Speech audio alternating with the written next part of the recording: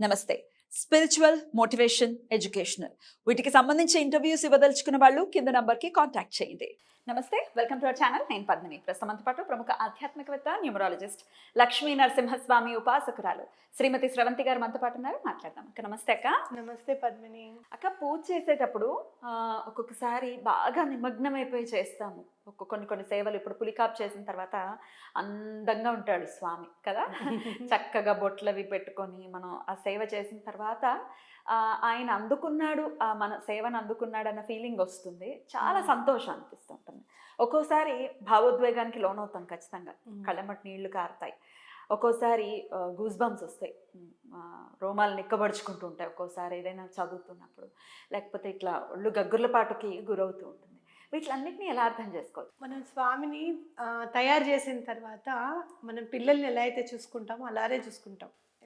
మొత్తం పులికప్ చేసిన తర్వాత అప్పుడు అంతకు ముందు రోజు కంటే కూడా ఇంకొంచెం నవ్వు విస్తరించినట్టుగా ఉంటుంది. అంటే ఇంకొంచెం బ్రాడ్ స్మైల్ అనేది కనపరుస్తుంది ప్రతి దేవీ దేవత ఫోటోల్లో. అలా కనిపిస్తుంది. సేవ సమర్పించుకున్నాము అనే భావన మనలో ఉండడము, ఆ సేవని తప్పకుండా స్వామి ఎంత చిన్న సేవ అయినా కూడా వెంటనే అందుకునేంత దయాళువు పరమాత్మ ఒక్కడే.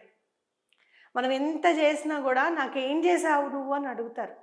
అదే పొద్దున మన పిల్లలే కావచ్చు, ఒక్కొక్కసారి ఎవరైనా కావచ్చు, హెల్ప్ చేసి తీసుకున్న వాళ్ళు కావచ్చు, ఇంకోటి కావచ్చు. కానీ ఇంత చేసిన వెంటనే కూడా అందుకునే తత్వం పరమాత్మకు ఉంటుంది.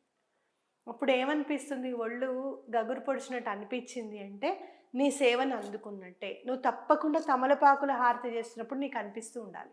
చాలా ప్రతి వారం అనిపిస్తుంది. ఒక స్మైల్ వచ్చేస్తుంది, చేసుకున్నాము.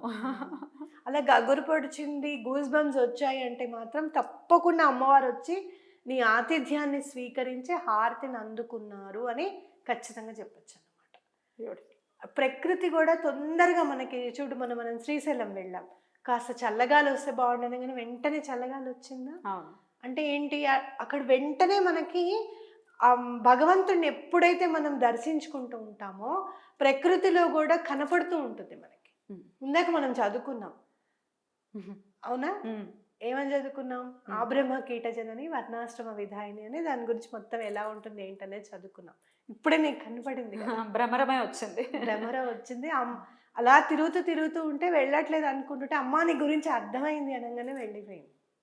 అంటే ఏంటంటే మనం ఏదన్నా అంటే ఆవిడ, మనం చదువుతున్నాం కదా, ఎంతో ఆ టైంలోకి వెళ్ళిపోయాం మనం. ఆ బ్రహ్మ కీటజనని వర్ణాశ్రమ విధాయిని గురించి పరమాచార్య గారు ఏం చెప్పారు, ఆ సమయంలో ఆయన అర్థం ఎలా ఉంది ఏంటి అనేది ఆ టైంలోకి వెళ్ళిపోయి అర్థం చేసుకున్నాం, నువ్వైనా నేనైనా. కరెక్ట్. దాన్ని ఆవిడ స్వీకరించింది. ఆనందం పడ్డాను చూసావా మనం మనసులో, బా అమ్మవారు ఇంత నిగూఢార్థం ఉందా అని మనం అనుకున్నాం చూసావా. అది నచ్చే అమ్మవారు ఆ రూపంలో వచ్చారు. లేకపోతే వేరే ఏదైనా రావచ్చుగా, కీటకమే, ఆ భ్రమరమే ఎందుకు రావాలి? అర్థమైందా నీకు? అంటే ఏంటంటే మనం మనస్ఫూర్తిగా పూజ చేసుకున్నా, మనస్ఫూర్తిగా ఏదైనా చదివినా, అందుకే పారాయణ చేయండి, మనసు పెట్టి చేయండి అని అంటారు. రోజు విధి విధానంగా 7 చరిత్ర ఏదైనా చదువుకుంటుంటే, నువ్వు ఏదైనా అనుకోవచ్చు, గురు చరిత్ర అనుకోవచ్చు, బాబా గారి చరిత్ర అనుకోవచ్చు, చండీ సప్తశతి పారాయణ అనుకోవచ్చు, నియమంగా కొన్ని అధ్యాయాలు చెప్తారు, ఇది చదవండి ఇది చదవండి అని చెప్పి. ఎందుకు, ఎలా చదవాలో ఎన్ని చదవాలో అని కాకుండా ఇలా మనకి డిసిప్లైన్డ్గా ఇలా చేసేసారనుకో, మనం అవి చదివి వాటిలో ఉన్నది ఏంటి అనేది మనం అర్థం చేసుకోవడానికి టైం ఉంటుంది మనకి, అవునా కదా? 7 అధ్యాయాలు చదివేసి అందులో ఏముంది అని మిగతా రోజంతా ఆలోచించుకుంటూ వెళ్తాం, అవునా? అలా మనకి ఆ భగవంతుణ్ణి ఎలా అందుకోవాలి అనేది ఈ అర్థం చేసుకుంటే అమ్మవారు పలుకుతుంది అనేది, భగవంతుడు ఖచ్చితంగా పలుకుతాడు అనేది ఇదనమాట. సేవ చేసినప్పుడు మీకు కళ్ళమని నీళ్ళు వచ్చినా, సంతోషం అనిపించినా, ఎవరైనా అనుకోకుండా వచ్చి భలే అలంకరించుకున్నారే అని అన్నా. ఈ మధ్య నేను చాలా మందిని చూస్తున్నాను యూట్యూబ్లో, అలంకరణ చేసి పెడతారు కదా, మనకి ఎందుకు రాలేదు ఈ ఐడియా అనిపిస్తుంది. కానీ కొంతమంది ఏమంటారు, అలంకరణలు చూపించేసి ఊర్లో ఉన్న వాళ్ళు కూడా అలంకరణలు చేసుకునేటట్టు, డబ్బంతా నాశనం చేసుకునేటట్టు, నాకు పూలు తెస్తావా తేవా అని చెప్పి మొగుడిని హింసించేటట్టు అలంకరణలు పెడుతున్నారు. అంటే అమ్మవారికి పెట్టడానికి కొన్ని పువ్వులు తీసుకురండి అనడం హింస. అది హింస.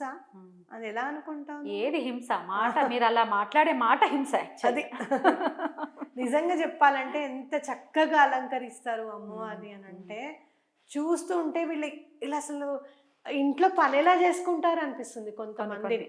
ఒక ఆవిడైతే నేను చూశాను, పద్మిని, ప్రతిరోజు అమ్మవారికి స్నానం చేయించడం, ప్రతిరోజు అమ్మవారికి కళ్ళకు కాటికి పెట్టడం, గంధం పెట్టడం, ఇంట్లో పిల్లని ఎట్లయితే రెడీ చేసుకుంటామో అలానే ఇంకా అంత ఓపిక రావాలంటే ఎక్కడి నుంచి? అయితే ఎవరు చేసిన సేవని అపహాస్యం చేయకూడదు. కరెక్ట్.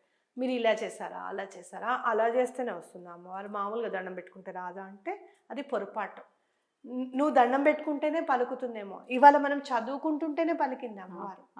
అలా ఏం చేస్తే ఎవరికి పలుకుతారో ఎవరికి తెలియదు. అయినా ఎవరి ఆనందం వారిది కదా అక్క.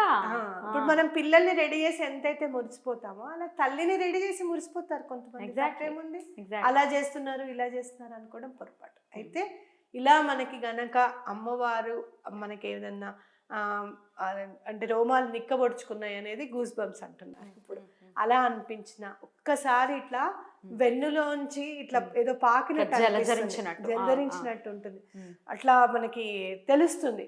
ఒక్కొక్కసారి ఏమవుతుంది, కళ్ళ ముందు అంతా చీకటి వచ్చేసి మళ్ళీ వెలుతురు వచ్చేస్తుంది విత్ ఇన్ 1 or 2 seconds అంతే.